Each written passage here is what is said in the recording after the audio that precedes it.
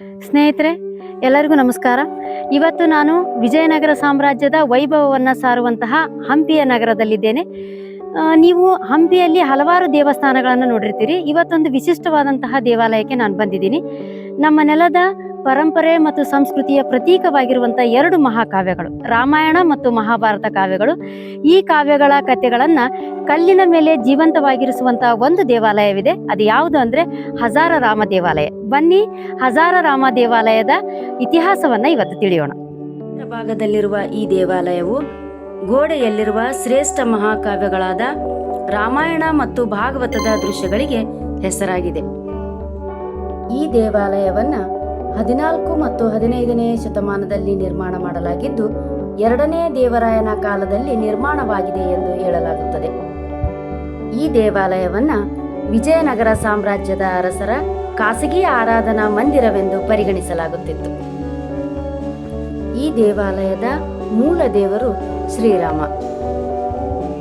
ಹಜಾರ ರಾಮ ಅಂದರೆ 1000 ರಾಮರು ಎಂಬ ಅರ್ಥವನ್ನ ಸೂಚಿಸುತ್ತದೆ.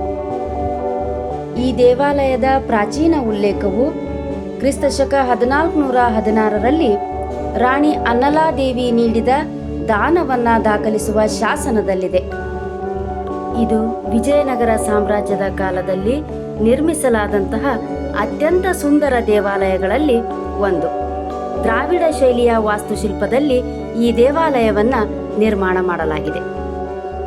ದೇವಾಲಯದ ಕಂಬಗಳಿಗೆ ಕಪ್ಪು ಗ್ರಾನೈಟ್ ಕಲ್ಲುಗಳನ್ನು ಬಳಸಲಾಗಿದೆ. ಪೂರ್ವಕ್ಕೆ ಮುಖ ಮಾಡಿರುವ ಈ ದೇವಾಲಯಕ್ಕೆ ಗರ್ಭಗೃಹ, ಅಂತರಾಳ, 3 ಪ್ರವೇಶ ದ್ವಾರಗಳಿರುವ ರಂಗಮಂಟಪ ಮತ್ತು ವಿಶಾಲವಾದ ಮುಖಮಂಟಪಗಳು ಇವೆ. ನಯಗೊಳಿಸಿದ ಹಸಿರು ಬಳಪದ ಕಲ್ಲಿನಿಂದ ಮಾಡಿದ ರಂಗಮಂಟಪದ ಕಂಬಗಳಲ್ಲಿ ವಿಷ್ಣುವಿನ ಅವತಾರಗಳನ್ನು ಚಿತ್ರಿಸುವ 12 ಉಬ್ಬು ಶಿಲ್ಪಗಳನ್ನು ಕಾಣಬಹುದು. ಮಂಟಪದ ಸ್ತಂಭಗಳ ಮೇಲೆ ದೇವದೇವಿಯರು, ಯೋಧರು, ನೃತ್ಯಗಾರರು, ಗಂಧರ್ವರು, ಆನೆಗಳು, ಕುದುರೆಗಳು, ಯಾಳಿಗಳು ಹಾಗೂ ಪೌರಾಣಿಕ ರೂಪದ ಕೆತ್ತನೆಗಳನ್ನು ಕಾಣಬಹುದು. ಪ್ರತಿಯೊಂದು ಸ್ತಂಭವು ವಿಭಿನ್ನ ಶೈಲಿಯ ಕಲಾಕೃತಿಯಾಗಿದೆ. ಗರ್ಭಗುಡಿಯಲ್ಲಿ ಶ್ರೀರಾಮನ ಮೂರ್ತಿ ಪ್ರತಿಷ್ಠಾಪಿತವಾಗಿತ್ತು ಎಂದು ನಂಬಲಾಗುತ್ತದೆ. ಇಂದು ಮೂರ್ತಿ ಇಲ್ಲದಿದ್ದರೂ ಕೂಡ ಗರ್ಭಗುಡಿಯ ವಿನ್ಯಾಸ ಮತ್ತು ಅದರ ಪವಿತ್ರ ವಾತಾವರಣ ದೇವಾಲಯದ ಮಹತ್ವವನ್ನು ಸಾರುತ್ತದೆ.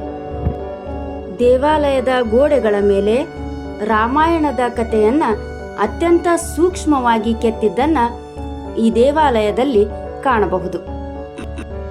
ಶ್ರೀರಾಮನ ಜನನದಿಂದ ಹಿಡಿದು ಪಟ್ಟಾಭಿಷೇಕದವರೆಗೆ ಅನೇಕ ದೃಶ್ಯಗಳು ಇಲ್ಲಿ ಜೀವಂತವಾಗಿ ಮೂಡಿಬಂದಿವೆ. ದೇವಾಲಯದ ವಿನ್ಯಾಸ ಸಮತೋಲನ ಮತ್ತು ವೈಜ್ಞಾನಿಕ ವಿನ್ಯಾಸವನ್ನ ಹೊಂದಿದೆ. ಬಹಳ ಸೂಕ್ಷ್ಮವಾದಂಥ ಮತ್ತು ಜೀವಶಿಲ್ಪಕಲೆಯನ್ನ ಹೊಂದಿದಂಥ ದೇವಾಲಯ ಇದಾಗಿದೆ. ಈ ದೇವಾಲಯದಲ್ಲಿ ಧಾರ್ಮಿಕತೆ ಮತ್ತು ಕಲೆಯ ಸಮನ್ವಯತೆಯನ್ನ ಕಾಣಬಹುದು.